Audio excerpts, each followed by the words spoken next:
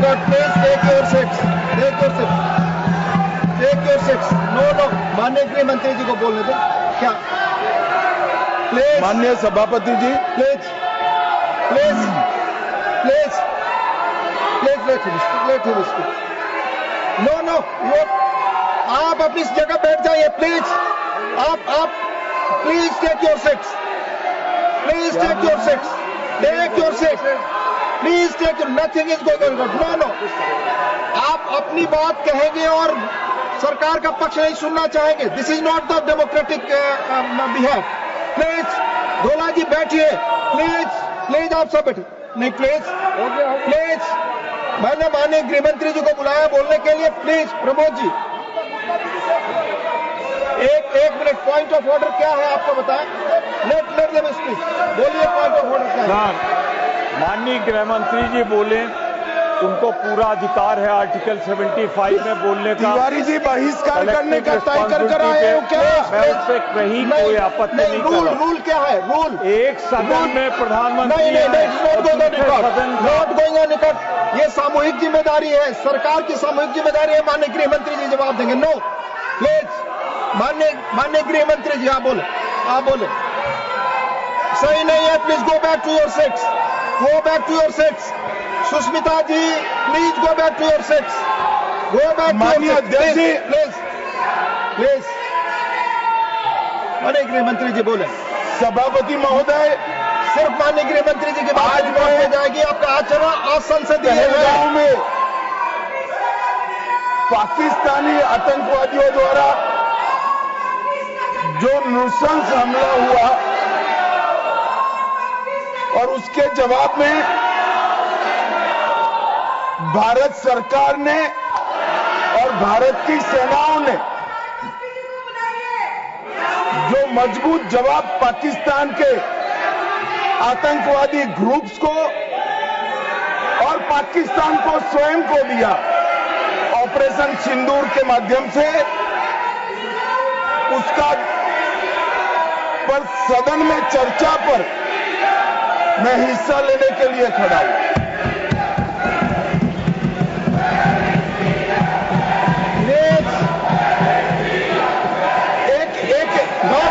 भाई प्लीज, एक मिनट सुनो. एक मिनट प्लीज. मैं आपका जवाब देना चाहता हूं. प्लीज. हाँ यार, एक मिनट सुनो. आप अपनी जगह नहीं करा. प्लीज. दिस इज माननीय अध्यक्ष पूछ रहे पीएम कहा है, इसका जवाब दे रहा हूं. एक मिनट सुनो भाई. आपकी जो डिमांड है उसी का जवाब दे रहा हूं. माननीय अध्यक्ष, पीएम साहब इनकी ऑफिस में ही है. उनको ज्यादा सुनने का शौक है क्या? भाई मेरे से निपट रहा है, काहे को प्रधानमंत्री जी को बुला रहे हो?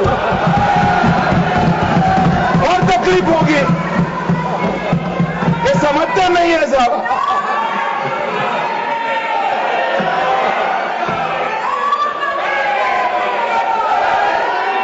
माननीय सभापति जी, सबसे पहले पहलगांव हमले में हमारे देश के जो निर्दोष नागरिकों को धर्म पूछकर, चुन कर उनके परिवार के सामने मारा गया. मैं उन सभी दिवंगत नागरिकों के परिवार के साथ मेरी संवेदना व्यक्त करता हूं. जब ऑपरेशन सिंदूर के बाद पाकिस्तान ने गोलीबारी करी, वो गोलीबारी में कुछ नागरिक हताहत हुए. वो नागरिकों के परिवारजनों के प्रति भी मैं गहरी संवेदना व्यक्त करना चाहता हूं. माननीय अध्यक्ष जी, ऑपरेशन सिंदूर, ऑपरेशन महादेव, ये दोनों के लिए जिन सुरक्षा बलों ने भारत का सम्मान बढ़ाया है, वो सभी को मैं हृदय पूर्वक बहुत बहुत साधुवाद देना चाहता हूं. मैं सम्माननीय प्रधानमंत्री जी को भी बहुत बहुत अभिनंदन करना चाहता हूं कि इन्होंने देश की 140 करोड़ की जनता की जो इच्छा थी उसका प्रतिघोष करते हुए सटीक जवाब देने की दृढ़ राजनीतिक इच्छा शक्ति बताई। इसके लिए मैं सम्माननीय प्रधानमंत्री जी को भी अभिनंदन करना चाहता हूं। मान्यवर, सबसे पहले मैं ऑपरेशन महादेव के बारे में बताना चाहता हूं। मान्यवर, परसों ही प्लीज कश्मीर में प्लीज आपको माननीय नेता प्रतिपक्ष सबने सुना, ये सही आचरण नहीं है आप सबका। Please go back to your seats. No माननीय गृह मंत्री जी आप बोले। नहीं, खड़गे जी कुछ कहना चाहते हैं तो 1 मिनट के लिए बताने दीजिए। बताएं सर। आप सभी लोग अपनी सीट पर जाए। माननीय एलओपी बोले please go back to your seats. Sir, go back to your seats. First go back to your seats. Mister Gokhale, mister Saket Gokhale, अपनी अपनी सीट पर जाइए। आप अपनी सीट पे नहीं है। Please go back to your seat. Sir Manoj ji please go back to your seat. Go back to your seats. Go back to your designated seats, then only available. Yes माननीय डिप्टी चेयरमैन साहब, मैं इसलिए खड़ा हूं शक्ति सिंह जी, तो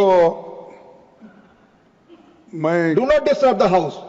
सब सदन के मेंबर्स का ये पहले से ही डिमांड थी कि 16 घंटे चर्चा होने के बाद हमको इस सदन में प्रधानमंत्री आकर प्रकट होकर वो अपनी बातें रखेंगे और समाधान जो भी हमने सवाल उठाए हैं, बहुत से सवाल उनको संबंधित है। ये नहीं कि आप कैपेबल नहीं है रिप्लाई देने के लिए, ये नहीं कहता मैं। हम आपको निपटाएंगे, तुम हमारे को निपटाओ, हम खेल खेलेंगे। लेकिन जिस प्रधानमंत्री यहां रहते हुए भी अगर इस सदन में नहीं आते तो इस सदन का अपमान है।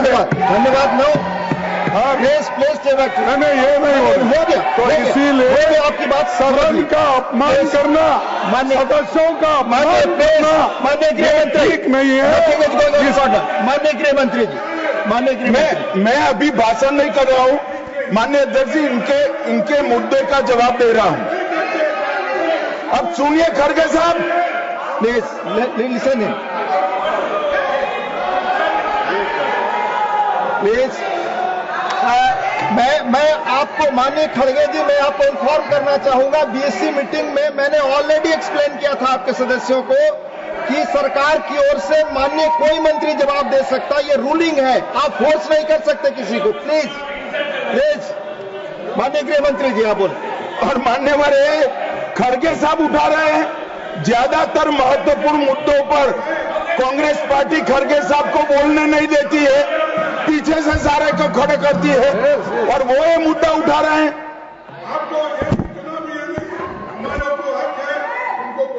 आपने बोल दिया। प्लीज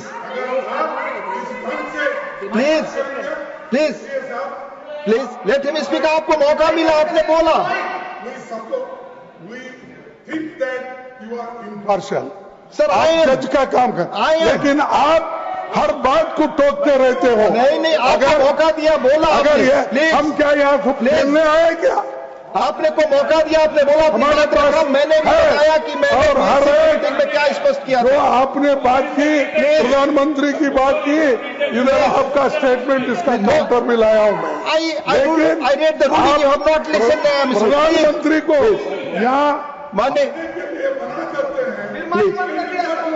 प्लीज मान्यवर, इसीलिए ये विपक्ष की मांग और स्टैंड दोनों उचित नहीं है।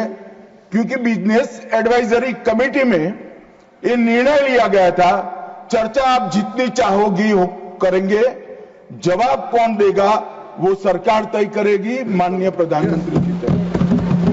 मुझे मालूम है मान्यवर ये क्यों जा रहे हैं, मुझे मालूम है मान्यवर मुझे क्यों जा रहे हैं। वो इसलिए जा रहे हैं कि इतने सालों तक वोट बैंक प्रोटेक्ट करने के लिए, आतंकवाद को रोकने के लिए इन्होंने कुछ नहीं किया।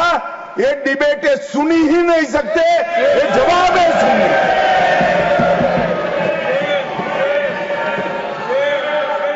और जब भी ये कह रहे हैं और कोई लीडर ऑपोजिशन होता और बोलता तब तो मैं समझता, खड़गे साहब बोल रहे हैं। ज्यादातर महत्वपूर्ण चर्चाओं में कांग्रेस पार्टी उनके नेता को, लीडर ऑफ ऑपोजिशन को बोलने ही नहीं देती है। और वो मुद्दा उठा रहे हैं कि माननीय प्रधानमंत्री जी जवाब। मान्यवर, मैं सबसे पहले ऑपरेशन महादेव के लिए बताना चाहूंगा। परसों ही बहुत लंबे समय से चल रहे हुए एक ऑपरेशन का अंत आया और वो ऑपरेशन के तहत 3 आतंकवादी, सुलेमान उर्फे फैजल जट, अफगान और जिब्रान, वो तीनों हमारी सुरक्षा बलों ने इनको मौत के घाट उतारा। मान्यवर, सुलेमान ए श्रेणी का लश्कर ए तैयबा का कमांडर था। उसने पहलगांव हमले में उसकी ही राइफल से गोलियां चली थी। गगनगिर में भी उसकी राइफल से गोलियां चली थी और उसको हमारे सुरक्षा बलों ने कश्मीर छोड़कर पाकिस्तान भागने नहीं दिया। अफगान भी ए ग्रेड का लश्कर ए तैयबा का कमांडर था और जिब्रान भी उच्च आला दर्जे का लश्कर ए तैयबा का आतंकवादी था। मान्यवर, इससे स्पष्ट हो गया है कि ये आतंकवादी हमले में लश्कर ए तैयबा का हाथ था। इसके इशारे पर ही ये घटना हुई थी। और साहब देखिए, प्रधानमंत्री जी ने सेना को जो हुक्म दिया ऑपरेशन सिंदूर में, मैं बाद में बताऊंगा, उसने लश्कर ए तैयबा के हेडक्वार्टर को छिन्न विछिन्न कर दिया। इनको भेजने वाले भी मारे गए और जिन्होंने गोली चलाई थी वो भी मारे गए। एक प्रकार से ऑपरेशन महादेव और ऑपरेशन सिंदूर दो इकट्ठा होता है तो दुनिया के सभी आतंकवादी हमलों में सबसे सटीक, सख्त और त्वरित जवाब माननीय प्रधानमंत्री के नेतृत्व में भारत के सुरक्षा बलों ने दिया। लश्कर ए तैयबा का आप सभी जानते हैं कि प्रतिबंधित संगठन है। कुछ ही समय के बाद इनके एक आउटफिट टीआरएफ ने जिम्मेदारी ली कि हमने ये निर्दोष नागरिकों को मौत के घाट उतारा है। मान्यवर, उसी दिन मैं वहां पहुंच गया था। सुरक्षा रिव्यू की मीटिंग हुई थी और सुरक्षा रिव्यू की मीटिंग में तय हुआ था कि आप जल्दी से जल्दी इनको पकड़िए, मगर उससे भी जल्दी ये लोग देश छोड़कर पाकिस्तान न भाग जाए इसकी चिंता करिए। इसलिए 100 दिन के बाद भी वो उपलब्ध मिले और मारे गए। मान्यवर, उनके पास से 3 राइफलें बरामद हुई। एक 19 M4 कार्बाइन अमेरिकन राइफल है और 2 AK-47 राइफल है। जिस दिन पहलगांव में घटना हुई, हमारे निर्दोष नागरिकों को मारा गया, उस दिन वहां से एनआईए ने खाली कारतूसों को कब्जे लिया था। इनके मारे जाने के पहले ही वो खाली कारतूसों का फॉरेंसिक साइंस लेबोरेटरी में एक प्रकार से इसकी जन्म कुंडली निकाली थी कि कौन सी राइफल से चले हैं। और जब ये मारे गए, इनके पास से भी जो राइफलें मिली, फॉरेंसिक साइंस लेबोरेटरी में चंडीगढ़ में रात को फॉरेंसिक टेस्टिंग कर 100% मिलान हुआ है कि इन्हीं 3 राइफलों का उपयोग किया गया था, जिसमें से 44 कारतूस AK-19M4 के थे और 25 कारतूस AK-47 राइफल के थे।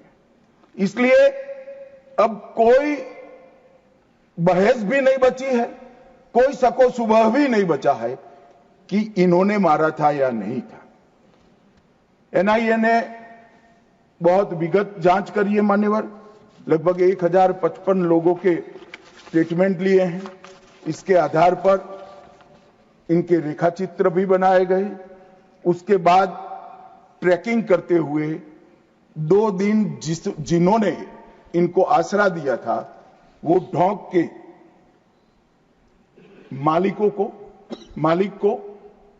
मालिकों को और उनकी वृद्ध माता को भी पूछताछ करी थी। ये जो मृतदेह मिले आतंकवादियों के, उसका परिचय, उसकी शिनाख्त ये तीनों लोगों ने कर ली है। ये तीनों लोगों ने कहा है कि यही आतंकवादी है जो 21 तारीख को हमारे ढोंक में रुके थे और हमसे खाना लेकर गए थे। तो एक और सबूत हमारे पास आ चुका है। चेहरे का मिलान भी कैमरे के माध्यम से बहुत अच्छे तरीके से संतोषजनक रीत से हुआ है। और ये जो असफल ऑपरेशन हुआ मान्यवर, इसलिए मैं सेना, CRPF, Jammu Kashmir police, NIA के अधिकारी और एफएसएल के विद्वान अधिकारियों को बहुत बहुत साधुवाद देना चाहता हूं। और ये जो ऑपरेशन चला मान्यवर, आईबी द्वारा 22 मई को, मतलब लगभग 1 माह बाद हमें सूचना मिल गई थी कि ये जगह पे टेररिस्ट लोकेट है।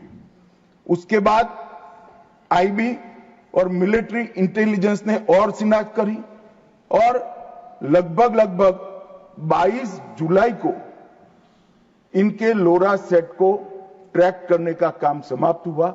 एग्जैक्ट पिन पॉइंटेड लोकेशन को आइडेंटिफाई किया गया और फिर एक मीटिंग 4 पैरा, सीआरपीएफ और जम्मू कश्मीर पुलिस तीनों के अफसरों की हुई और स्ट्राइक किया गया। तीनों आतंकवादी मारे गए हैं। कोइंसिडेंट देखिए मान्यवर, देश भर से मुझे बहुत एसएमएस आए थे, विशेषकर जो मारे गए थे उनके परिजनों का, कि इनके सर में गोली मारिएगा, जब भी मारे तब। तीनों के एनकाउंटर के वक्त तीनों के सर में ही गोली लगा है मान्यवर। एक मान्यवर, आज ये मारे गए 2 दिन पहले, अब बैठे नहीं हैं। चिदंबरम साहब को बैठना चाहिए था।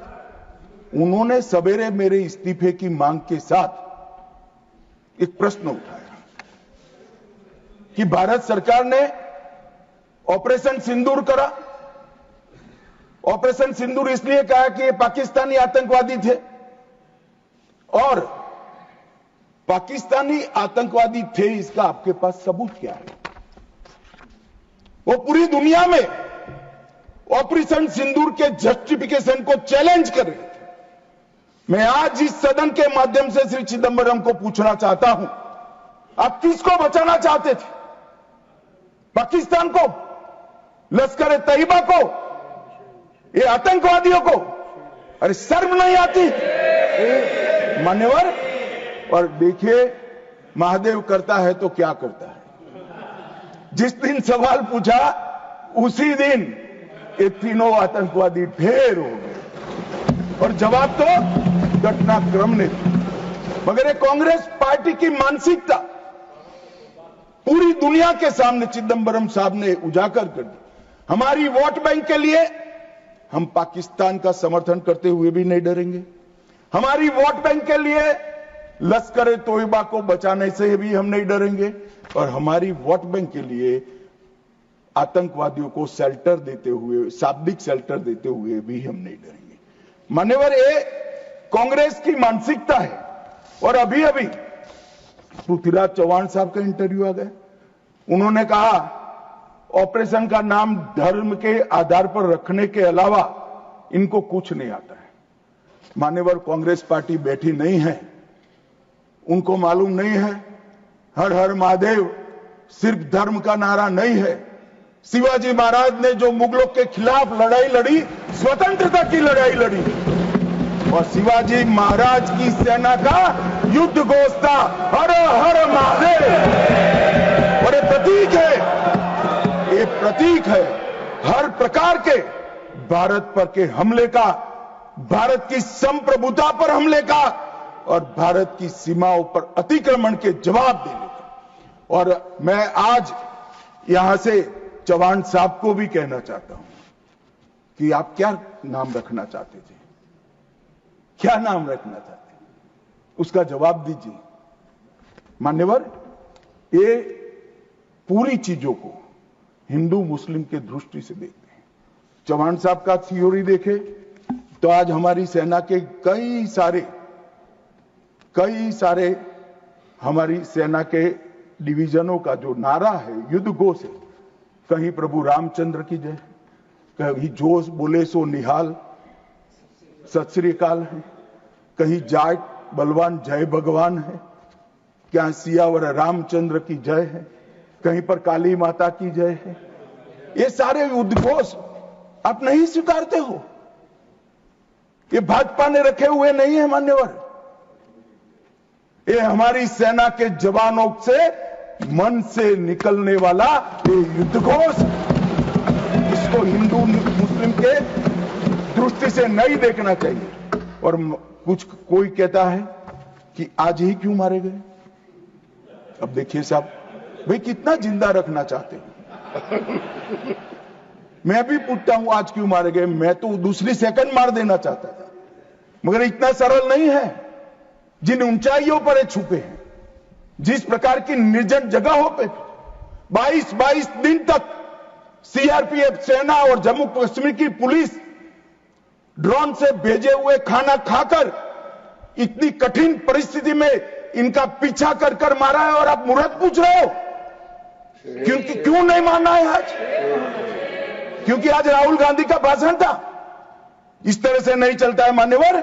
पूरे देश की जनता कांग्रेस पार्टी को देख रही है। इनकी प्रायोरिटी देश की सुरक्षा नहीं है, राजनीति है। उनकी प्रायोरिटी आतंकवाद को समाप्त करना नहीं है, अपनी वोट बैंक है। उनकी प्रायोरिटी हमारी सीमा की सुरक्षा नहीं है, उनका सेक्युलर और अपीसमेंट का पॉलिटिक्स है मान्यवर। मगर हम इससे इत्तेफाक नहीं रखते मान्यवर। आज मैं ऑपरेशन सिंदूर के बारे में भी बताना चाहता हूं।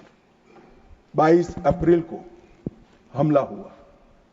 22 अप्रैल को ही मेरी प्रधानमंत्री जी से बात हुई। वो विदेश थे। लगभग 2-2:30 बजे के सुमार पे बात हुई। मैं शाम होने से पहले ही श्रीनगर पहुंच गया था। दूसरे दिन सुबह सुरक्षा बैठक उसी रात को कर दूसरे दिन सुबह जहां मृतदेह थे वहां जाकर उनको श्रद्धांजलि देने के लिए गया। मान्यवर, वो मेरे जीवन का ऐसा दिन है जो मैं कभी नहीं भूल सकता। एक 6 दिन की शादी, एक बच्ची ने जिसकी शादी को 6 दिन हुए हैं, वो विधवा होकर हमें पूछती थी कब इसका बदला लिया जाएगा। मान्यवर, सब लोग शुद्ध थे, ना पानी पिया था, ना चाय पी थी, ना पीने की स्थिति थी। मैं मेरे जीवन में वो दृश्य नहीं भूल। आज भी वो दृश्य आ जाता है तो नींद से खड़ा हो जाए, इस प्रकार की वेदना होती है मान्यवर। ऐसा जघन्य अपराध कभी नहीं हुआ। धर्म के नाम पर पूछकर चुन कर इनके परिजनों के सामने मारे। छोटी बच्चियां, छोटे बच्चे, वृद्ध मां, उनकी पत्नियां, उनकी बहनें, इस सब के सामने मारा गया। और क्यों मारा गया? क्योंकि वो संदेश देना चाहते थे कि टेररिज्म से मुक्त हम कश्मीर को नहीं होने। मैं आज इस सदन से उनको संदेश देना चाहता हूं, जितना हो सके उतना प्रयास करना। कश्मीर आतंकवाद से मुक्त होकर रहेगा और होकर ये नरेंद्र मोदी का संकल्प। मान्यवर, 23 अप्रैल को, इसके पहले कल भाषण में कहा, वहां पर आज भी बोले, मैं बैठा था, कि 24 अप्रैल को मोदी जी चुनावी सभा करने गए थे। हमारे साथी ने जवाब दिया इनका, परंतु मान्यवर, मैं सदन का रिकॉर्ड क्लियर हो इसलिए मोदी जी वो सभा में क्या बोले थे वो कहना चाहता हूं। मोदी जी ने 24 अप्रैल को बिहार की जनसभा में जो कहा था वो चुनावी सभा नहीं थी। इस देश के प्रधानमंत्री की जिम्मेदारी है कि देश की जनता की भावनाओं को दुनिया के सामने ढंग से रखे। मैं कोट अनकोट उनके भाषण को पढ़ता हूं। मैंने 22 अप्रैल को पहलगांव का यह हमला केवल निहत्थे पर्यटकों पर नहीं बल्कि पूरे भारत की आत्मा पर हुआ एक दुस्साहसपूर्ण प्रहार है। आतंकवाद के प्रति दृढ़ और कड़ा रुख, आतंकवादियों और इस हमले की साजिश रचने वालों की कल्पना से भी बढ़कर उनको बड़ी सजा दी जाएगी। आतंकियों के बीच बची खुची जितनी भी भूमि है उसको मिट्टी में मिलाने का समय आ गया। 140 करोड़ भारतीय इस बात के लिए एकजुट है कि आतंक के आकाओं की कमर तोड़ दी जाएगी। भारत हर एक आतंकवादी और उनकी समर्थकों की पहचान करेगा, उनका पता लगाएगा, उनको दंडित करेगा। आतंकवाद कभी भी भारत की आत्मा को तोड़ नहीं पाएगा। न्याय सुनिश्चित करने के हर प्रयास किए जाएंगे। और आज मैं मोदी जी को बहुत बहुत साधुवाद देता हूं उनकी दूरदर्शी। उनका बोला हुआ एक एक शब्द आज सच हुआ है। उन्होंने कहा था आतंकवादियों की बची खुची जमीन मिला देंगे, मिट्टी में मिला देंगे। साहब, उनके ट्रेनिंग के बाद मिट्टी में मिले हैं, इनके हेडक्वार्टर मिले हैं, उनके लॉन्च पैड भी मिट्टी में मिलकर जमीन दोस्त। उन्होंने कहा कि इनके आकाओं को नहीं छोड़ेंगे। मैं बाद में लिस्ट पढ़ता हूं। इनको भेजने वालों को भी हमारी सेनाओं ने मिट्टी में मिला दिया। उन्होंने कहा आतंकवादियों को भी नहीं छोड़ेंगे। ऑपरेशन महादेव ने वो तीनों आतंकवादियों को समाप्त कर दिया। मान्यवर, एक प्रकार से मोदी जी ने कहा हुआ वाक्य, एक प्रकार से मोदी जी ने कहा हुआ वाक्य हमारी सेना, हमारी वायुसेना, हमारी जल सेना और सभी पैरामिलिट्री फोर्स और जम्मू कश्मीर पुलिस ने उसको अपना कर्म का रास्ता बना दिया और कठोर दंड देने का काम किया है। मान्यवर, 23 अप्रैल को ही एक सीसीएस की मीटिंग बुलाई गई।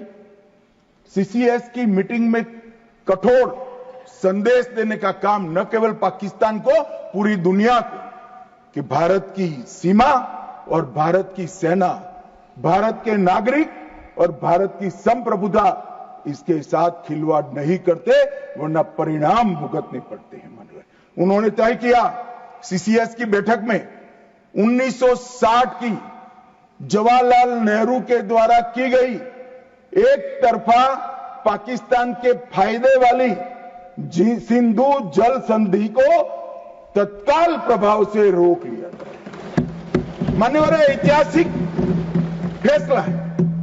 हम सब वर्षों से मानते थे कि हिंदू जल संधि एक तरफा है, हमारा पानी 80% वहां नहीं जा सकता। मान्यवर, वहां तक कि वहां से गाद निकालने की भी परमिशन, उनकी कैनाल बनाने के पैसे भी भारत ने भेजे। और मान्यवर, ये पानी पर अधिकार है भारत के किसानों। कश्मीर, पंजाब, हरियाणा, राजस्थान और दिल्ली का पीने का पानी अब कुछ ही समय में सिंधु के माध्यम से राजस्थान तक पहुंचेगा। एकीकृत जांच चौकी अटारी की जो चल रही थी उसको हमने बंद कर दिया। सार्क वीजा समाप्त कर दिया। 24 घंटे में सारे पाकिस्तानी नागरिकों को हमने वापस भेजना शुरू कर दिया।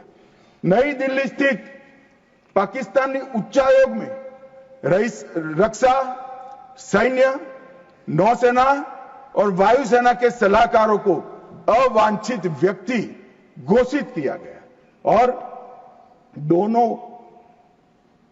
उच्चायोग में स्टाफ को कम करा दिया गया, 55 से घटकर 30 करा दिया और सीसीएस ने संकल्प लिया कि भेजने वाले और कृत्य करने वाले दोनों को दंडित किया जाएगा। इसके लिए सेना को खुली छूट देने का काम सीसीएस ने।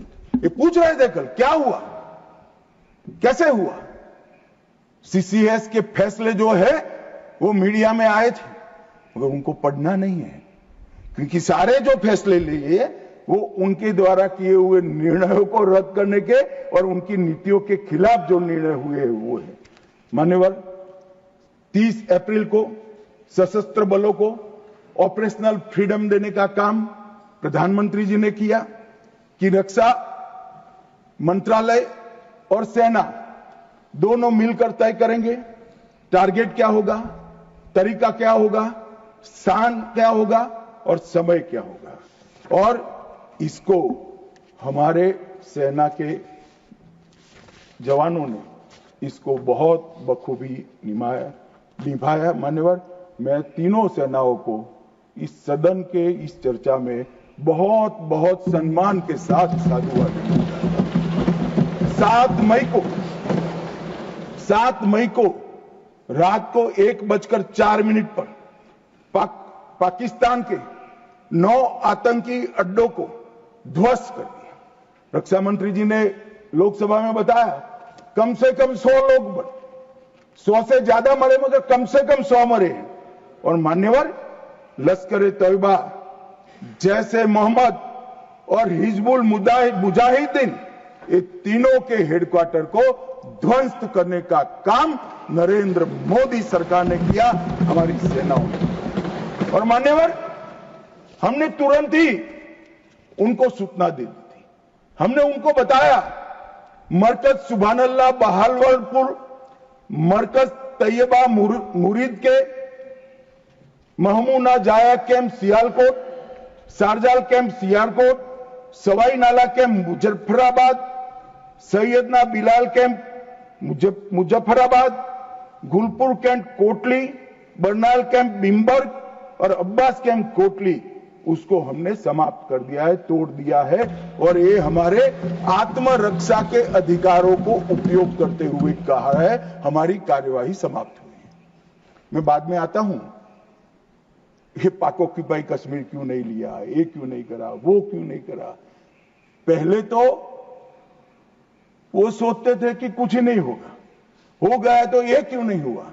मैं कांग्रेस पार्टी को कहना चाहता हूं, पाक ऑक्यूपाई कश्मीर आपने दिया था मगर लेने का काम भारतीय जनता पार्टी की सरकार ही करेगी और कोई नहीं। मानव, हमने तो हमला किया था आतंकवादी अड्डों पर, उनके हेडक्वार्टर पर, उनके संगठनों पर, उनके ट्रेनिंग कैंप पर, उनके लॉन्चिंग पैड पर, और हमारे आतंकवाद के ऊपर ये हमले को पाकिस्तान अपने पर का हमला समझ बैठा। और उन्होंने 8 मई को अपने रिहायशी इलाकों पर गोलीबारी की। हमारे सेना के इंस्टॉलेशन पर मिसाइल छोड़ी, ड्रोन फेंके, कोई पहुंच नहीं पाया। मगर नजदीक की सीमा में गोलीबारी से निर्दोष नागरिक जो घूम रहे थे वो हताहत हुए। मान्यवर, फिर भी भारत ने संयम रखा। उन्होंने गुरुद्वारा तोड़ा, हम कुछ नहीं बोले। उन्होंने मंदिर तोड़ा, कुछ नहीं बोले। भारत ने तय कर लिया कि हम इसका जवाब उनकी रक्षा की क्षमता को क्षीण करने के लिए, कम करने के लिए करें। और इसलिए 9 मई को भारत की सेना ने 11 एयरबेस को ध्वस्त कर दिया, इनके डिफेंस इंस्टॉलेशन और airbase. 8 airbase Nur Khan, Murid, Sargodha, Rafiqui, Rahim Yar Khan, Jacobabad, Sukkur, Bholari, 6 radar system, Sukkur, Lahore, Arifwala, Chunian, Jacobabad और नयाचौर, और surface to air guided missiles की सिस्टम लाहौर और ओकारा की। पाकिस्तान ने हमले के बाद मान्यवर लड़ने की स्थिति में ही नहीं था। ये पूछ रहे हैं किसके कहने पर समाधान हुआ, किसके कहने पर समाधान हुआ? किसी के कहने पर समाधान नहीं हुआ। पाकिस्तान घुटनों के बल हमारे डीजीएमओ को फोन किया कि भाई बंद करो। पहले से हमारा मकसद युद्ध का नहीं था, ना पाकिस्तान के अवाम को हम नुकसान करना चाहते थे। मोदी जी ने तुरंत कहा कि अगर पाकिस्तान रोकता है तो रोक लीजिए, और इसको भी राहुल गांधी आगे बढ़ा रहे हैं और पूछ रहे हैं। कुछ लोगों ने आशंका की कि कौन मरा वहां। मान्यवर, उनको मालूम नहीं है। उनके समय में जो जघन्य आपराधिक घटनाएं हुई थी, आतंकवादी घटनाएं हुई थी, वो घटना को घटाने वाले आतंकवादी हमें पूछते थे। मुझे तो कई लोगों ने पूछा कि वे 90 दिन हुए क्या हुआ, 95 दिन हुए क्या हुआ, रोज 5 फोन आते थे। मगर उनके समय में जो बड़ी बड़ी आतंकवादी वारदातें हुई थी, मुंबई ट्रेन ब्लास्ट से लेकर मुंबई पर हमले की, उसके आरोपी आतंकवादी हमारे ऑपरेशन सिंदूर में मारे गए। मान्यवर, ऑपरेशन हाफिज मोहम्मद जमील जैसे मोहम्मद का प्रमुख, मौलाना मसूद का बड़ा बहनोई, मुदस्सर खादियान मरकज तैयबा का प्रभारी, मोहम्मद हमजा जमील जैम और ऑपरेटिव मसूद अजहर का भतीजा, मोहम्मद यूनुस अजहर जैसे मोहम्मद का अमीर, मोहम्मद हसन खान जैम ऑपरेटिव, मोहम्मद हसन वो गंभीर रूप से घायल हुए हैं, जैम का वास्तविक प्रमुख अब्दुल मलिक, खालिद अबू अक्स और नोमान मलिक, ये सारे इतने घायल हुए हैं कि अब कुछ कर नहीं सकते। मान्यवर, ये जो हमला हुआ वो उन्होंने इनके दिल पर हमला किया है, आतंकवाद के दिल पर पहली बार प्रहार किया है। मान्यवर, पहले भी हमने सर्जिकल स्ट्राइक करी, एयर स्ट्राइक करी। एक प्रकार से सर्जिकल स्ट्राइक और एयर स्ट्राइक दोनों पाक ऑक्यूपाई कश्मीर में थी। मेरे जैसे लोग तो मानते हैं कि हमारी भूमि पर ही हमने हमला किया था, क्योंकि पाक ऑक्यूपाई कश्मीर इस सदन के द्वारा स्वीकारा हुआ संकल्प है कि पाक ऑक्यूपाई कश्मीर भारत का है। मगर पहली बार पाकिस्तान की सरहद में जाकर हमारी सेना ने पराक्रम दिखाया है और आतंकवादियों के अड्डों को, उनके ट्रेनिंग कैंप को और उनके लॉन्चिंग पैड्स को खत्म करने का काम किया है। मान्यवर, ये चिदंबरम साहब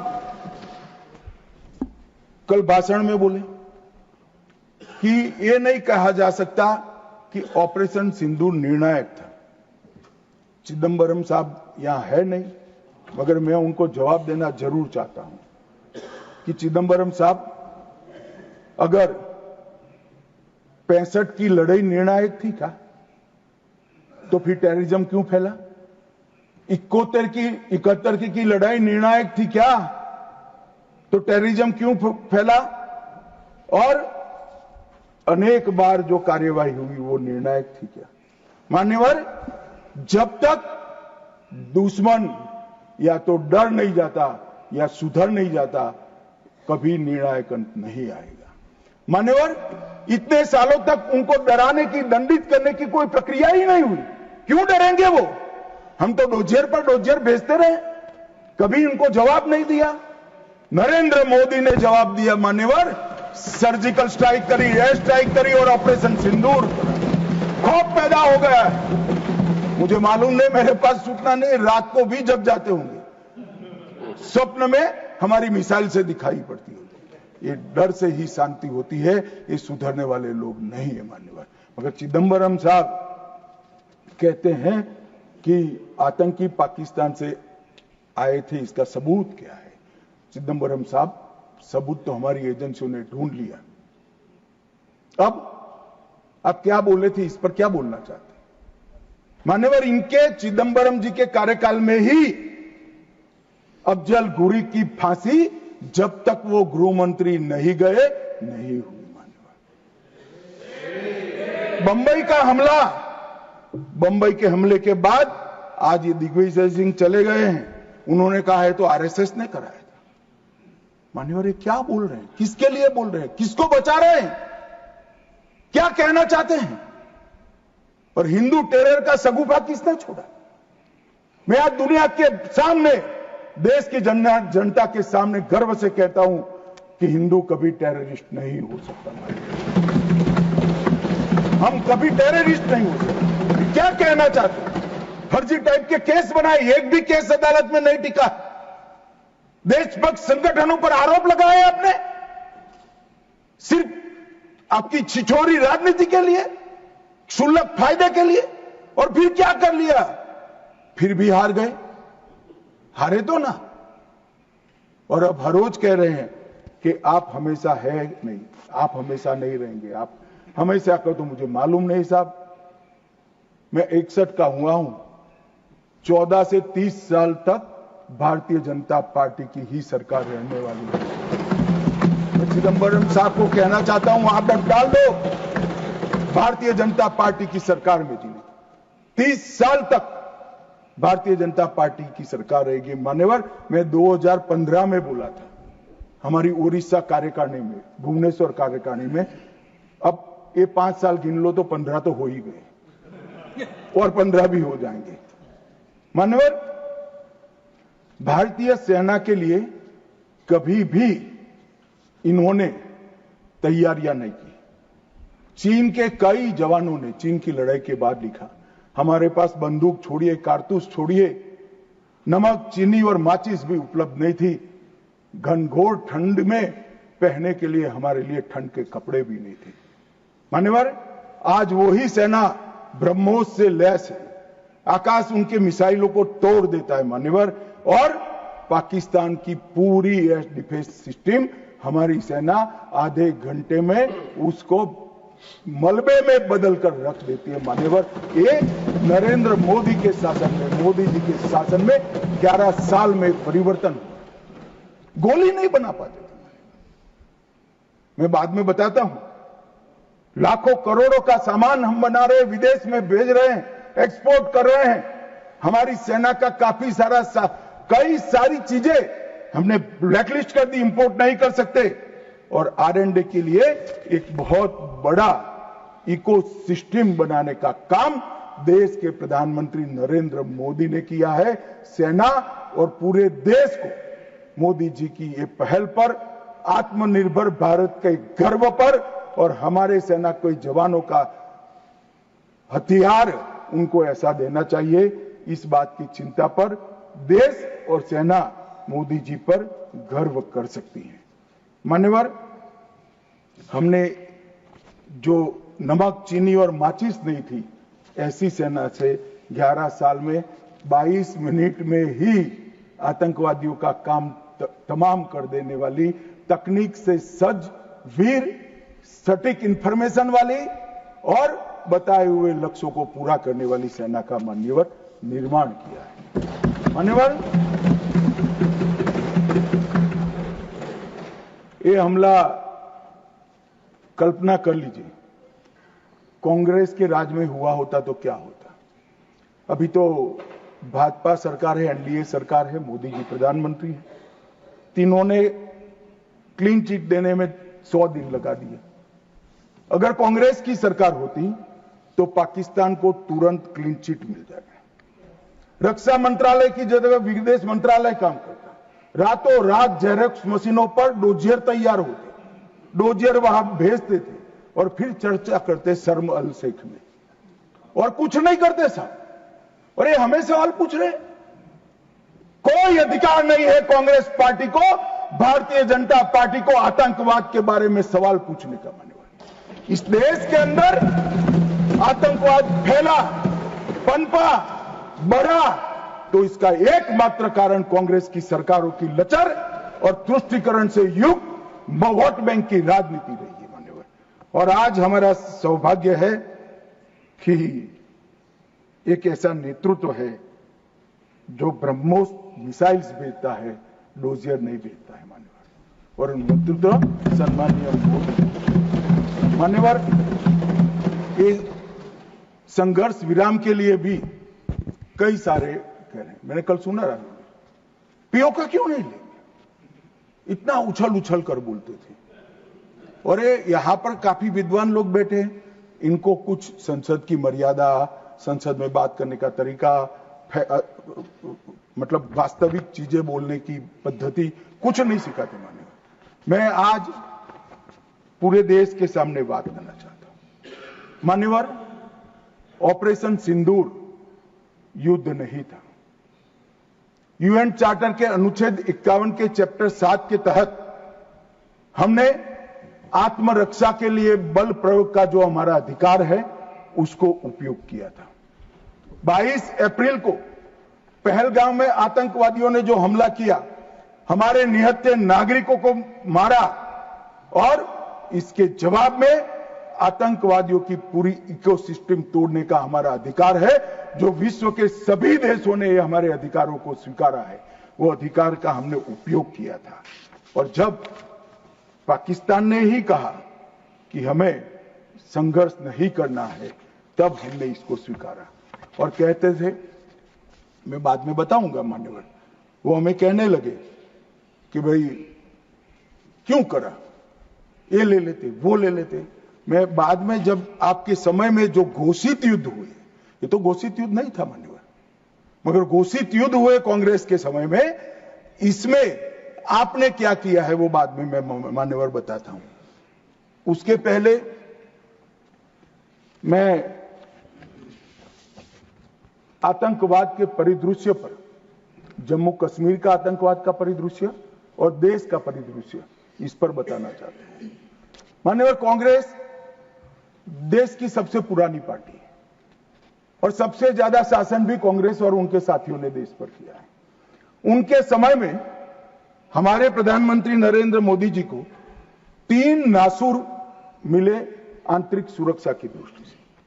पहले कश्मीर का आतंकवाद, नॉर्थ ईस्ट की इंसर्जेंसी और वामपंथी उग्रवाद, नक्सलवाद, ये 3 नासूर मिले। और 30 से 40 वर्ष तक ये नासूर भारत की धरती को रक्त रंजित करते रहे। न जाने कितने लाल हमारे सेना के, सीआरपीएफ के, बीएसएफ के, सीआईएसएफ के मारे जाते रहे, शहीद पर शहीद। न जाने कितने निर्दोष किसान, न जाने कितने निर्दोष नागरिक आतंकवाद, इंसर्जेंसी और वामपंथी उग्रवाद की भेंट चढ़े, मगर कुछ नहीं हुआ। आज मैं कहना चाहता हूं मान्यवर, कश्मीर के उग्रवाद के बारे में बाद में आता हूं। नॉर्थ ईस्ट इंसर्जेंसी और वामपंथी उग्रवाद दोनों क्षेत्र में हिंसा में 75% की कमी लाने का काम नरेंद्र मोदी।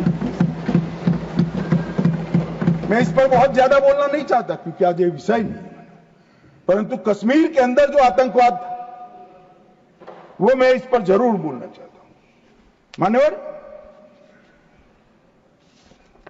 इसका कारण क्या था, इसके कारण के मूल में जाना चाहिए। जब से कश्मीर का सृजन हुआ, धारा 370 बनाई गई। किसने बनाई? कांग्रेस पार्टी ने बनाई। इसका समर्थन और इतने लंबे समय तक किसने चला? कांग्रेस ने चला है मान्यवर। इसका स्वरूप क्या था? धारा 370 और 35 से क्या कहती? कश्मीर का एक अलग ध्वज होगा, कश्मीर का एक अलग संविधान होगा, और 5 अगस्त 2019 तक ये अलग ध्वज और अलग संविधान चलते रहे। हमारी पार्टी के पहले राष्ट्रीय अध्यक्ष श्यामा प्रसाद मुखर्जी ने इस धारा 370 के लिए अपना बलिदान देने का काम किया, उनकी हत्या कर दी। और क्या हुआ? इससे हमेशा अलगाववाद को पोषण मिलता रहा कि हम भारत के बाकी राज्यों जैसे नहीं है, हमें कुछ और मिल सकता है, हमारा तो संविधान अलग है, हमारा राष्ट्रध्वज अलग है। तो हर युवाओं को बरगाले उनको उकसाने का मौका हमने पाकिस्तान और कश्मीर के अंदर पहले अलगाववाद की बात हुई, फिर आजादी की बात हुई और वो ही आतंकवाद का मूल बना मान्यवर। और इसके बाद धार्मिक कट्टरता बढ़ाने वाले सारे संगठन इनकी तुष्टीकरण की नीति के कारण चलते रहे मान्यवर। जमायते इस्लामी, कई सारे संगठन जो बच्चों में, युवाओं में, किशोरों में धार्मिक कट्टरता पर बढ़ाते रहे, अलगाववाद बढ़ाते रहे, चलने दिया चलने दिया चलने दिया। बैन लगाएंगे तो हमारी वोट बैंक नाराज हो जाएगी मान्यवर। इसके साथ साथ पाकिस्तान ने टेरर ग्रुप बनाए और ये टेरर ग्रुप के प्रवक्ता, इसका नाम है हुर्रियत कॉन्फ्रेंस। हर टेरर ग्रुप ने अपना एक ग्रुप, सिविलियन ग्रुप बनाया, इसके साथ चर्चा करते रहे और उनके परिणाम स्वरूप यहां आतंकवाद बढ़ता गया मान्यवर। मैं आज स्वर्गीय शम्मी कपूर को भी कोट करना चाहता हूं। शम्मी कपूर जी, मैं पार्टी का अध्यक्ष था तब मिलने आए थे। उन्होंने कहा, अमित भाई, मेरा जब गोल्डन पीरियड था, मेरा साल का 30% टाइम कश्मीर में जाता था, इतना शूटिंग होता था कश्मीर। और मैं वहां के लोगों को मिला हूं। प्रोग्रेसिव सोसाइटी थी, महिलाएं प्रोग्रेसिव थी, धर्मनिरपेक्ष बात करते थे, सूफी संतों की बात करते थे, वहां पर कश्मीरी पंडित भी मिलते थे। आज मैं देख रहा हूं कि वो बच्चियां पथराव कर रही है। क्या हो गया, किसने बिगाड़ा? तब मैं इसके नीचे गया था मान्यवर, तब मालूम पड़ा कि ये जमाते इस्लामी ने पूरी शिक्षा, प्राथमिक शिक्षा पर कब्जा जमा कर रखा था और बच्चों के दिलो दिमाग के अंदर जहर घोलना शुरू किया। तब जाकर ये स्थिति हुई। मगर कोई भी कभी भी ये कांग्रेस इसके मूल में नहीं गई और मान्यवर धीरे धीरे ये बढ़ता गया। मान्यवर नरेंद्र मोदी जी ने तय किया कि ऐसा नहीं चल सकता और 5 अगस्त 2019 को यही ऐतिहासिक सदन में धारा 370 और 35 को समाप्त, और उसके बाद शुरू हुआ टेररिज्म को फैलाने वाले, अलगाववाद फैलाने वाले टेररिस्ट और इनकी इकोसिस्टम संपूर्ण सफाई का एक युग शुरू हुआ मान्यवर। धारा 370 35 से हटाए गए, जीरो टेरर प्लान बना, एरिया डोमिनेशन की योजनाएं बनी, कैपेसिटी बिल्डिंग की योजनाएं बनी, मल्टी लेवल डिप्लॉयमेंट लगाया गया, तकनीक का उपयोग बढ़ाया गया, जेल प्रबंधन बढ़ाया गया, ड्रोन रोधी सिस्टम और गन तैनात किए गए मान्यवर। हम सब ने देखा, देश की जनता ने देखा, कई आतंकवादी मारे गए, 10-10 हजार के जनाजे निकले मान्यवर। हमने कठोर निर्णय लिया, आतंक में लिप्त किसी भी व्यक्ति का जनाजा नहीं निकलेगा, जहां मरेंगे वही दफना दिया। और मान्यवर, इस वक्त कांग्रेस पार्टी ने विरोध किया था, फारूक अब्दुल्ला जी की पार्टी ने विरोध किया था। आतंकी समर्थन को चूर चूर कर नौकरियों से निकाला गया, पासपोर्ट और गवर्नमेंट कॉन्ट्रैक्ट के हेतु इनको अघोषित किया गया। 75 पाकिस्तानी समर्थक सरकारी कर्मचारियों को ड्यू लीगल प्रोसेस से बर्खास्त करा दिया गया। बार काउंसिल सस्पेंड कर भारत के संविधान को मानने वाली बार काउंसिल प्रस्तावित की गई। यूएपीए अदालतों की स्थापना हुई और लगभग मई 22 से लेकर मई 25 तक 2267 प्रकरण यूएपीए के दर्ज हुए। इनकी पूरी टेरर फाइनेंस की इकोसिस्टम को ध्वंस किया। एनआईए और ईडी ने बहुत अच्छी कार्रवाई की, कई एसओपी बनाई गई और 347 संपत्तियों को जब्त कर दिया गया। एक और जमाते इस्लामी और ऐसे संगठनों को हमने बंद करने का काम किया और दूसरी ओर मान्यवर इनकी इकोसिस्टम को भी हमने समाप्त कर दिया। मैं आज इस सदन के रिकॉर्ड के लिए बैन किए हुए संगठनों का लिस्ट पढ़ना चाहता हूं। द रेजिस्टेंस फ्रंट टीआरएफ, जिसने घटना करी थी, peoples anti fascist front Tehreek ul Mujahideen, Jamaat ul Mujahideen, Jammu Kashmir Ghaznavi force, Khalistan tiger force, हिब्ज ul Tahrir, Jamaat Islami, Jammu Kashmir liberation front, Jammu Kashmir democratic freedom party, Muslim league Jammu Kashmir, Tehreek Hurriyat, Muslim conference Sumji group, Jammu Kashmir national front, Jammu Kashmir people front league, Jammu Kashmir peoples league, Jammu Kashmir Ittehad Musalman Awami action committee, और इसके साथ साथ सिख फॉर जस्टिस और पीएफआई को भी हमने बैन कर दिया। और मान्यवर, परिणाम क्या हुआ?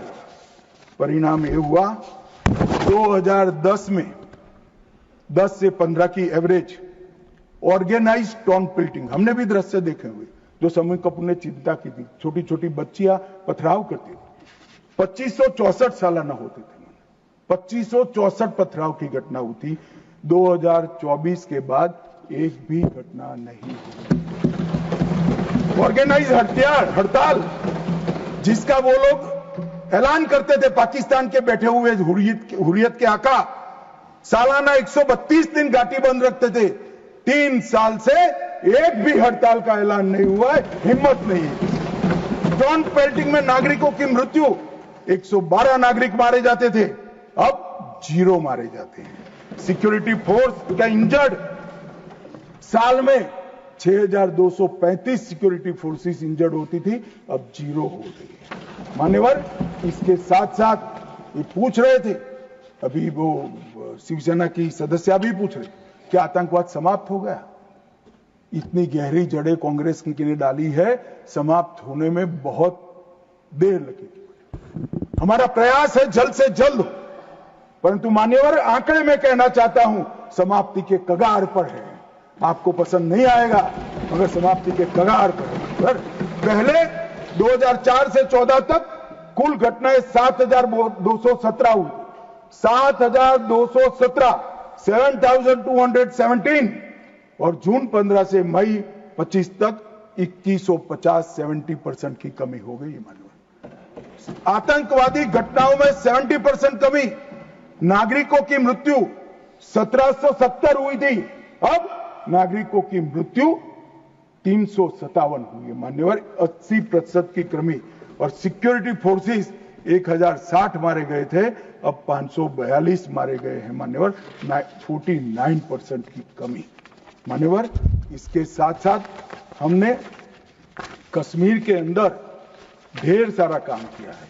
मान्यवर, लगभग 59,000 करोड़ की 53 परियोजनाएं, चिनाब पर विश्व का सबसे बड़ा पुल बना, 8.5 किलोमीटर लंबी बनिहाल सुरंग बनी, उधमपुर, श्रीनगर, बारामुल्ला तक रेल पहुंची, जोजिला सुरंग और बनिहाल सुरंग बने, रोजगारी का सृजन 63,000 लोगों का हुआ, जम्मू देश का पहला शहर बना जहां IIM, IIT और एम्स तीनों संस्थान वहां पर है। मान्यवर, पहला शहर। लगभग ऐसी स्थिति कश्मीर में भी तीनों प्रोग्रेस पर है। 40,000 नौकरियां दी, विस्थापितों को प्रतिनिधित्व दिया, कश्मीर विस्थापित कश्मीर पंडितों के 2 सदस्यों का नामांकन करने का कानून लेकर आए, और सबसे बड़ी बात मान्यवर, हमने भारत के संविधान का झंडा कश्मीर में फहराने का काम।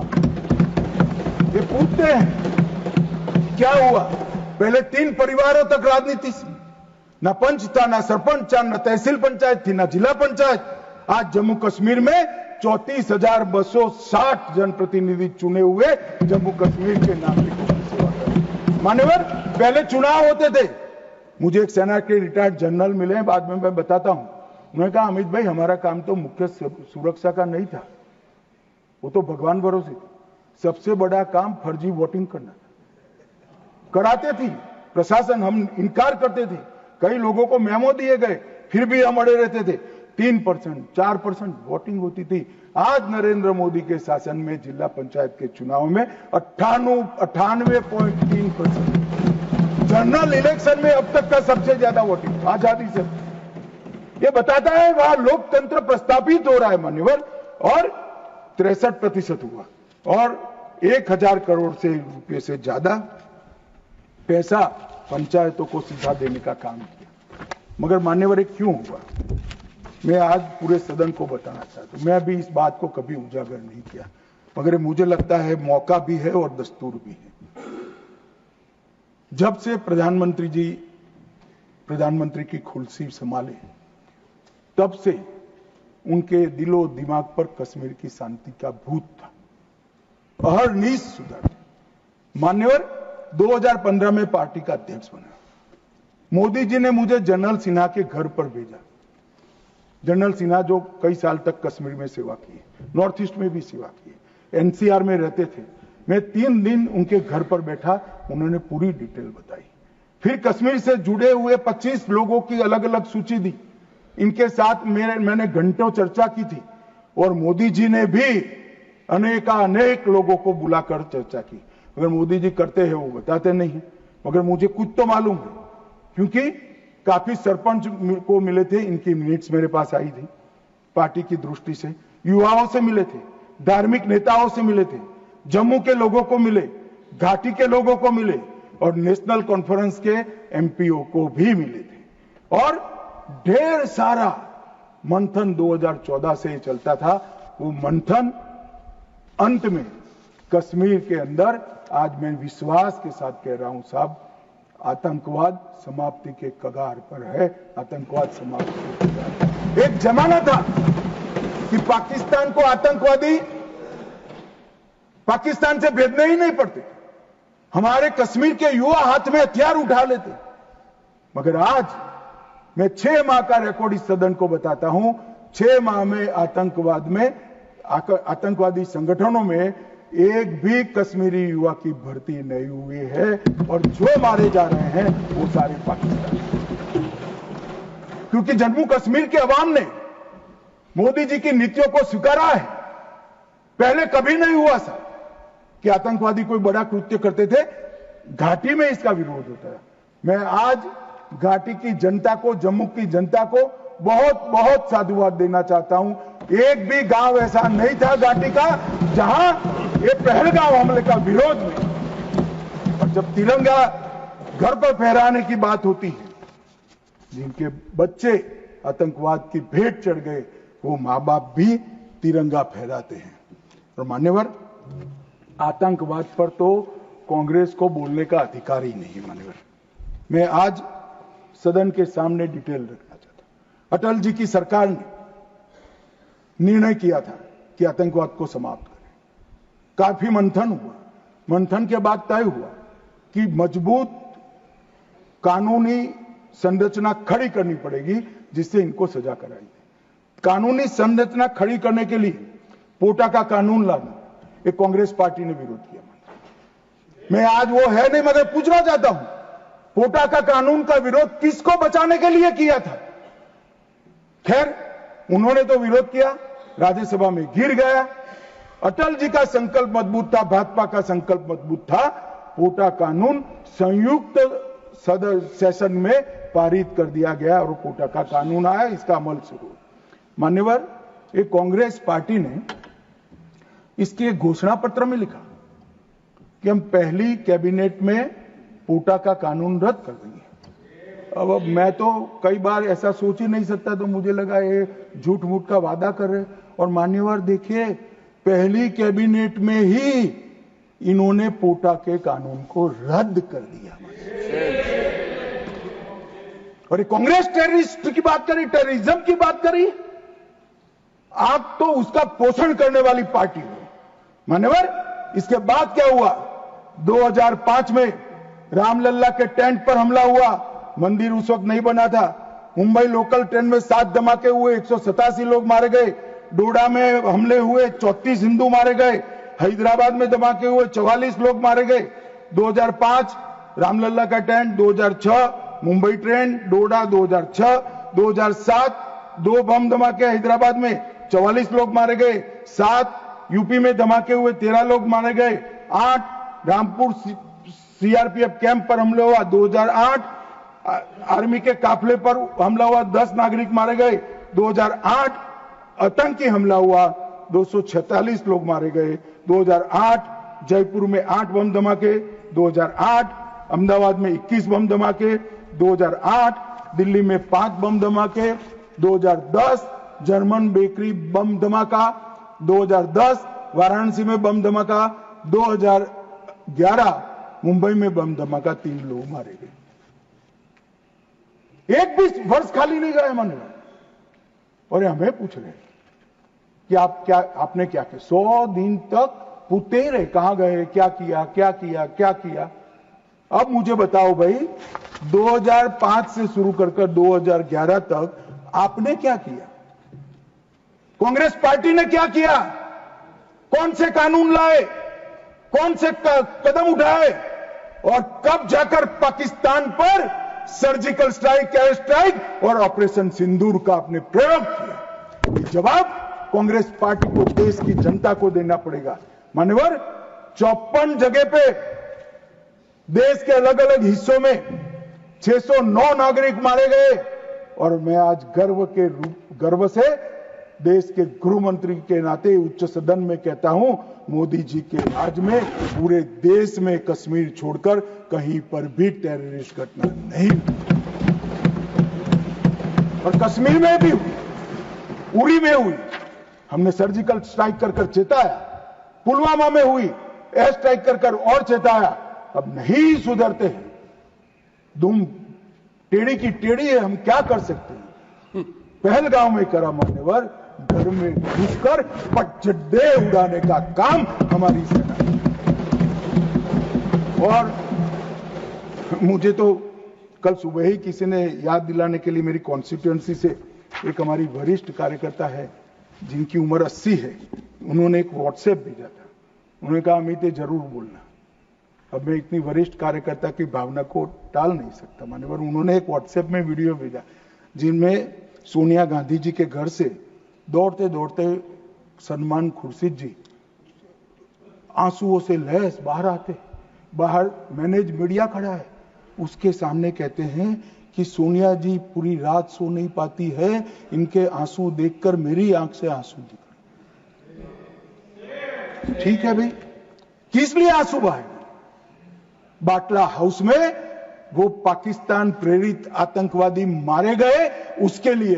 अरे सोनिया जी, आंसू बहाना था तो बाटला हाउस एनकाउंटर में जो मोहन शर्मा शहीद हुआ, इसके लिए बहाते हैं। आप किसको प्रोटेक्ट करें? मगर वोट बैंक का एक खेल। मुझे पूछते रहे साहब, 90 दिन तक भाग गए, आप क्या कर रहे हो? 25 दिन हो गए, 35 दिन हो गए, 40 दिन हो गए, सिंदूर इसका जवाब नहीं, आतंकवादी कहां गए? चलो भाई, ये तो भाजपा सरकार है, सेना ने ठोक दिया, सीआरपीएफ ने ठोक दिया, हो गया हमारा काम। अब मैं पूछना चाहता हूं, दाऊद इब्राहिम जिसने मुंबई में सीरियल धमाके गए, किसके राज में भागे मान्यवर? कांग्रेस के राज में। सैयद सलाउद्दीन किसके राज में भागा? कांग्रेस के राज में। टाइगर मेमन किसके राज में भागा? कांग्रेस के। अनीस इब्राहिम किसके राज में भागा? रियाज भटकल किसके राज में भागा? कांग्रेस। इकबाल भटकर किसके राज में भागा? मिर्जा सादाब किसके राज में भागे? और इसका हिसाब कौन देगा? उनको मालूम था देना पड़ेगा साहब, इसलिए बहिष्कार करते। वो स्वयं भागे, आतंकवादियों को भगाया और वो भी भाग गए। और हमने मान्यवर 11 साल में यूएपीए में 2019 में अमेंडमेंट किया। इसके तहत, अमेंडमेंट के तहत 57 लोगों को आतंकवादी घोषित किया है। एनआईए का अमेंडमेंट किया, देश के बाहर जांच करने के हमने अधिकार लिए। एनएसए का हमने सख्त उपयोग किया, 370 को बैन किया, निरस्त कर दिया, पीएफआई को बैन किया, मैक को मजबूत किया, आईसीजेएस का हमने स्थापना किया, नफीस का स्थापना किया, पीएमएलए से टेरर फाइनेंसिंग को रोक दिया और नेट ग्रिड से माध्यम से पूरे देश के आतंकी संगठनों को एक कंप्यूटर की क्लिक पर लाकर रख दिया। मान्यवर, हमने पूरी इकोसिस्टम तैयार करी। और मान्यवर, ये जो कह रहे हैं, कल पूछ रहे थे कैसे आते हैं, मान्यवर मैं फिर से कहना चाहता हूं कि इतनी कठिन सरहद, कई जगह सुरंगें बनाते हैं और बना सकते हैं मान्यवर, इसको रोकने के हम तकनीकी उपाय कर रहे हैं, कुछ समय में ही हो जाएगा। मगर कुछ नाले ऐसे हैं मान्यवर, वहां इतना बहाव होता है, वहां कोई चौकी नहीं लग सकती, चौकी बह जाएगी, वो घुस रहे हैं। मगर उन्होंने क्या स्टैंड लिया था? राहुल गांधी ने कहा, जब 2011 में हमला हुआ, उन्होंने कहा सभी आतंकी हमलों को रोकना संभव नहीं है। जवाहरलाल नेहरू ने कहा घुसपैठियों को कोई रोक ही नहीं सकता।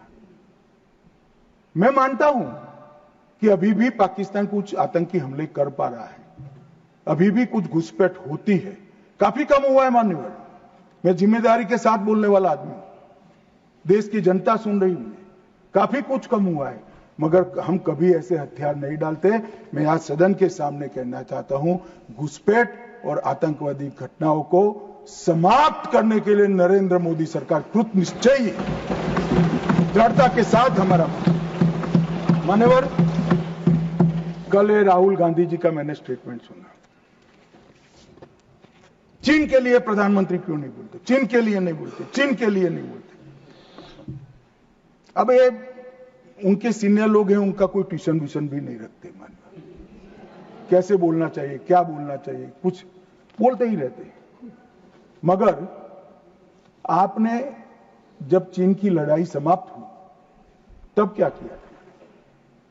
चीन की लड़ाई समाप्त हुई तब हमारा 38,000 वर्ग किलोमीटर हिस्सा चीन को अक्साई चीन का देने का काम कांग्रेस पार्टी और आपके नाना जवाहरलाल नेहरू ने किया था मान्यवर। 1955 में देश में बहुत कम लोग जानते हैं, और ये पूछ रहे हैं कि कल मुझे कहने लगे झूठ बोल रहे हैं, मैं आज चीज भी लेकर आया।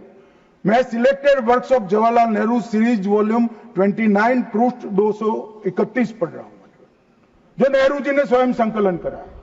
इसके लेखक जवाहरलाल नेहरू स्वयं है। अनौपचारिक रूप से संयुक्त राज्य अमेरिका की ओर से सुझाव दिया गया कि चीन को संयुक्त राष्ट्र से तो संबंध किया जाए, यूएन में उसको मेंबरशिप दी जाए, परंतु उसको सुरक्षा परिषद में नहीं और उसकी जगह भारत को देना चाहिए। साहब, कोई भी देश का प्रधानमंत्री होता, धन्यवाद करता और भारत सुरक्षा परिषद में मेंबर बन जाता। आज मोदी जी जो प्रयास करते थे, करने की जरूरत भी नहीं पड़ती, हमारे पास भी वीटो होता। परंतु इन्होंने क्या कहा, हम स्वीकार नहीं कर सकते। चीन जैसे महान देश को सुरक्षा परिषद में नहीं रखते हैं तो सुरक्षा परिषद के मायने ही नहीं रहते। ये मान्यवर कांग्रेस का चरित्र। कल हमें सवाल पूछ रहे थे, और चलो नाना तो बहुत दूर की बात है, इन्होंने मान्यवर एक प्रकार से चीन के बारे में राजीव गांधी फाउंडेशन, जिसकी चेयरपर्सन उनकी माताजी थी, उससे एमओयू किया, चीन से पैसा लिया, हमने एफसीआरए का लाइसेंस यही बिना पर कानूनी तरीके से राजीव गांधी फाउंडेशन का एफसीआरए का लाइसेंस कैंसिल कर दिया। क्या राहुल गांधी देश की जनता को एक प्रेस कॉन्फ्रेंस करके बता सकते हैं कि चीन के साथ क्या एमओयू हुआ था? मान्यवर, हम जब हमारे सेनानी चीन की सेना के आंखों में आंख डालकर डोकलाम में सीना चौड़ा कर कर खड़े थे, तब ये चीन के राजदूत के साथ गुपचुप मीटिंग स्वयं राहुल गांधी करते। ये तो पीढ़ियों से चीन प्रेम चला रहा है। हिंदी चीनी भाई भाई से शुरू हुआ, सोनिया गांधी के राजीव गांधी फाउंडेशन से गुजरता हुआ चीन के राजदूत की मीटिंग तक आया मान्यवर। और ये हमें कह रहे हैं कि आपने चीन का नाम नहीं दिया। अरे भाई, जब देना है तब देंगे। और हमारे विदेश मंत्री ने बहुत मजबूती के साथ इसका जवाब दिया। हर चीज प्रधानमंत्री को बोलने की जरूरत नहीं है, मगर आप देश की जनता को बताओ जरा, क्या एमओयू हुआ था, कितना पैसा लिया गया, चीन के राजदूत के साथ युद्ध की स्थिति में कैसे बात कर सकते हो? और आप प्रतिपक्ष के नेता हो, 38,000 स्क्वायर किलोमीटर भूमि चली गई। और साहब इरिस्पॉन्सिबिलिटी देखे, कहते हैं वहां घास का तिनका भी नहीं उगता। अब नेहरू जी का सर मेरे जैसा था साहब, तो हमारे महावीर त्यागी थे, उन्होंने कहा कि साहब आपके सर पर भी एक बाल नहीं है, क्या इसको चीन भेज दे? क्या रिस्पॉन्सिबिलिटी है, कितने इरिस्पॉन्सिबल जवाब हो। और अभी संधि की बात करें मान्यवर, मैं 71 के युद्ध में हमारा विजय हुआ, इंदिरा जी प्रधानमंत्री थी, बहुत अच्छा काम हुआ, विजय हुआ। 93,000 पाकिस्तान के सैनिक युद्धबंदी थे। 93,000 पाकिस्तानी सैनिकों को शिमला समझौते में लौटा दिया। पाक ऑक्यूपाई कश्मीर नहीं मांगा। अगर उस वक्त इंदिरा गांधी, इस देश की दिवंगत प्रधानमंत्री जी, पाक ऑक्यूपाई कश्मीर लिखवा लेती तो आज आतंकवाद देश में आ ही नहीं सकता था मान्यवर, पाक ऑक्यूपाई कश्मीर भी आ जाता। मान्यवर, इसके साथ साथ हमारा 15,000 वर्ग किलोमीटर क्षेत्र हमारे कब्जे में था पाकिस्तान, वो भी दे दिया। पाकिस्तान के 93,000 युद्धबंदियों को दे दिया, हमारे सिर्फ 54 पकड़े गए थे, वो वापिस नहीं आए। आज भी इनके परिवारजन उनकी राह देख रहे। मान्यवर, क्या संवेदनशीलता है, क्या समझौता किया आपने। और साहब जनरल मानेक साहब, जिनको 71 युद्ध का आर्किटेक्ट कहा जाता है, उन्होंने एक इंटरव्यू में कहा था, जनरल मानेक साहब के इंटरव्यू में कहते हैं, शिमला में भुट्टो ने भारत के नेतृत्व को मूर्ख बनाया। वो इंटरव्यू अंग्रेजी में, इसलिए मैं कोट अनकोट पढ़ा था। I told her, into bracket उन्होंने छापा है Indira Gandhi, that I told her that he, into bracket Bhutto, I told her that he has made monkey out of you. और ये हमें पूछ रहे संधि क्या, हमने तो युद्ध ही घोषित नहीं करा था, संधि किस चीज की भी। हमारा एक लिमिटेड एग्रेशन था, टेररिज्म पर हमारा हमला था, और हमारे आत्मरक्षा के अधिकार का उपयोग करते हुए, और ये हमें पूछ रहे हैं। चिंता मत करो राहुल गांधी, पाक ऑक्यूपाई कश्मीर की चिंता है ना, भारतीय जनता पार्टी ही ला देगी पाक ऑक्यूपाई। आप नहीं ला पाए, कांग्रेस पार्टी नहीं ला पाई, हमें लाए। और मान्यवर, पाक ऑक्यूपाई कश्मीर छोड़िए, पाकिस्तान की रचना ही कांग्रेस पार्टी ने की थी।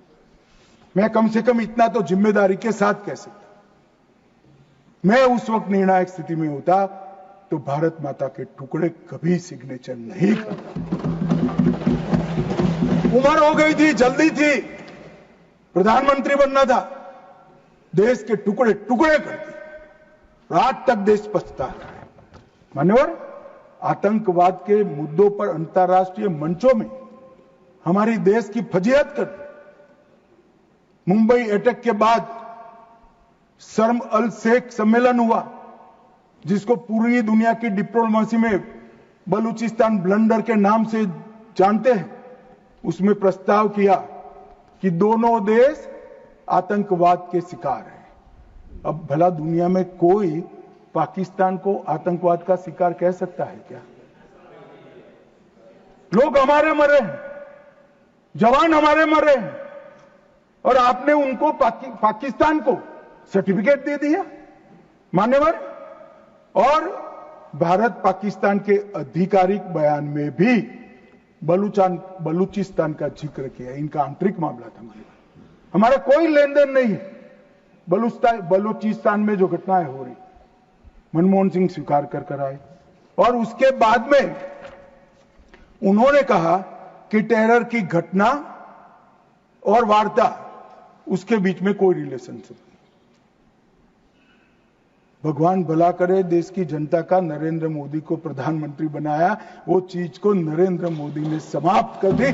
जब तक टेररिज्म नहीं रुकता है, वार्ता नहीं हो सकती। मान्यवर, आज ये लोग जो बोल रहे हैं, विदेश नीति पर सवाल उठा रहे हैं, मैं उनको कहना चाहता हूं कि मोदी जी को G20 कई सारे देशों को मिला है। राजीव गांधी फाउंडेशन में एक स्टडी करा दो, हर देश में हुआ G20 और भारत में हुआ G20। हर देश की राजधानी में जाता है। मोदी जी G20 को हर राज्य में ले गए। हमारी संस्कृति, हमारी क्षमताएं, हमारा पावर, हमारा लोकतंत्र पूरी दुनिया के सामने रखने का काम नरेंद्र मोदी ने किया और पूरी दुनिया स्वीकार कर रही है कि पूरे अब तक के G20 सम्मेलन में सबसे सफल G20 सम्मेलन है। और मान्यवर, इसीलिए पूरी दुनिया में कई सारे राष्ट्राध्यक्ष है। मान्यवर, किसी भी देश के राष्ट्राध्यक्ष को 27 देशों का सर्वोच्च नागरिक सम्मान मिला। और ये विदेश नीति की बात है। 27 देश अपने सर्वोच्च नागरिक सम्मान से नरेंद्र मोदी को सम्मानित करते हैं।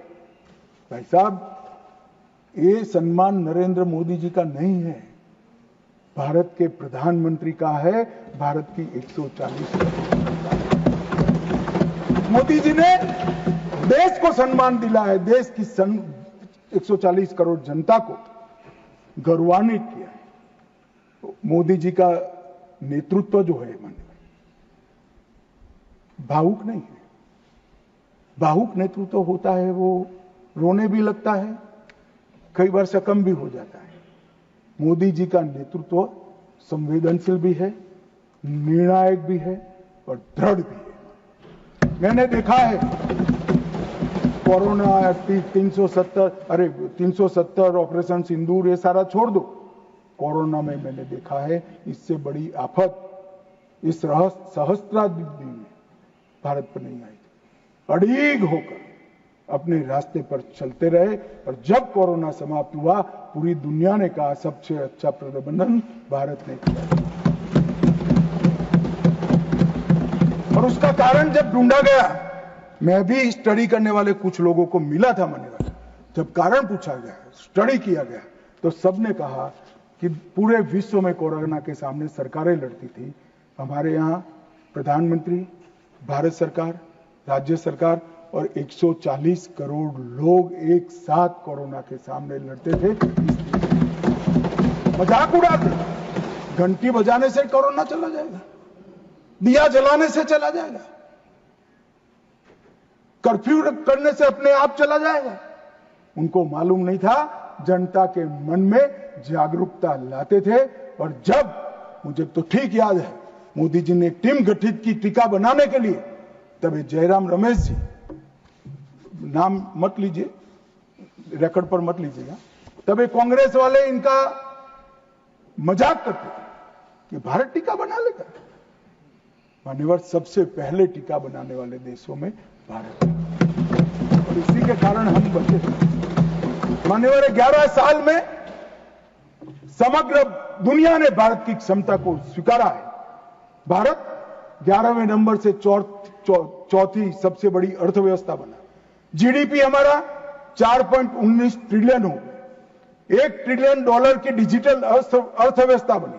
प्रति व्यक्ति आय, जयराम रमेश जी हमेशा पूछा करते हैं, निर्मला जी बताती भी नहीं है, 68,572 से बढ़कर 1,33,488 हो।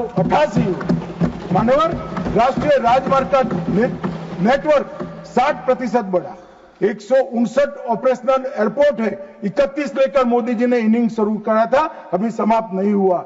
136 वंदे भारत ट्रेन है, 1500 ट्रेन अमृत स्टेशन योजना के तहत विकसित हो रहे हैं। 97% से अधिक भारतीय रेल का विद्युतीकरण हो चुका है। भारत दुनिया का सबसे बड़ा मोबाइल फोन उत्पादक देश बनने के कगार पर है। भारत तीसरा सबसे बड़ा स्टार्टअप इकोसिस्टम बन चुका है। मोदी सरकार में 118 यूनिकॉर्न बने। रक्षा क्षेत्र में हमारा उत्पादन 1.27 लाख करोड़ हुआ और निर्यात 21,000 करोड़ हुआ। विश्व का सबसे बड़ा पुल भारत में है, विश्व का सबसे लंबा पुल भारत में है। देश का सबसे लंबी अटल सेतु भारत में बनी।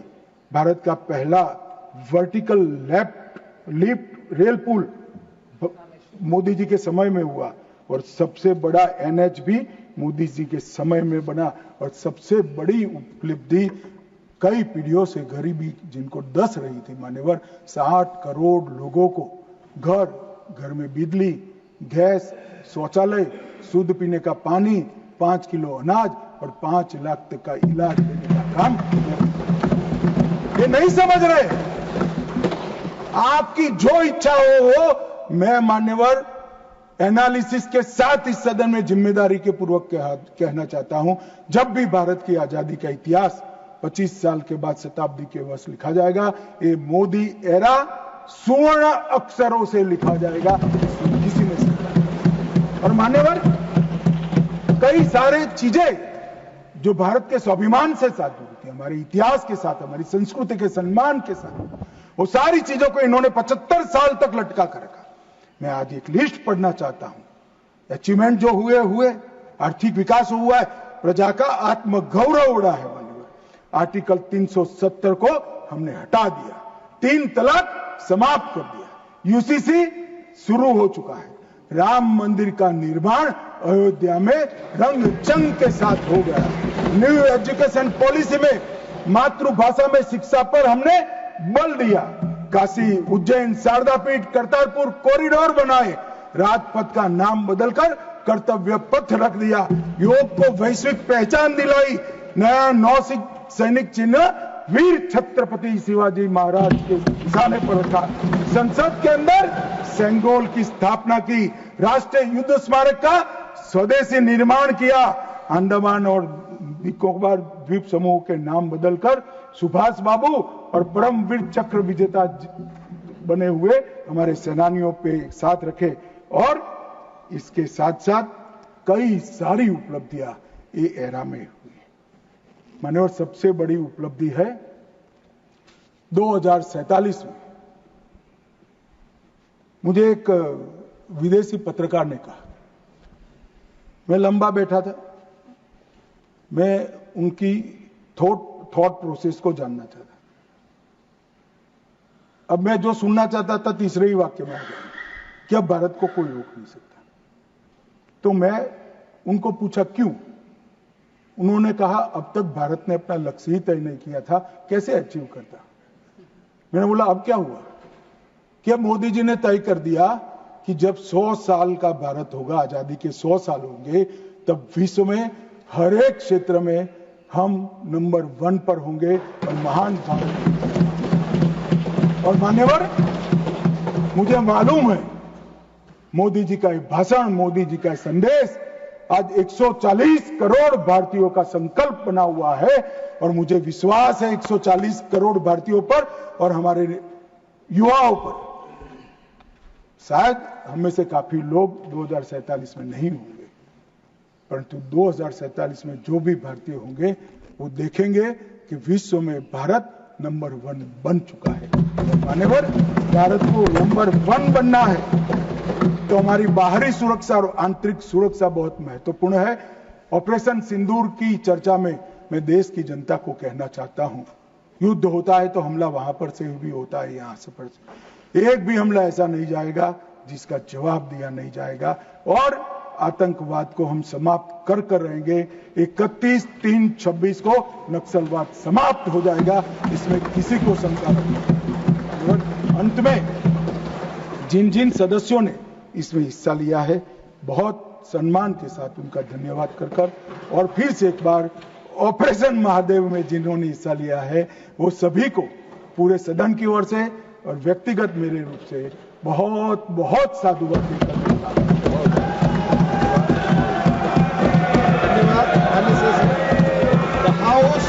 The House stands adjourned to meet at 11 a.m. on Thursday, the 31st July 2025.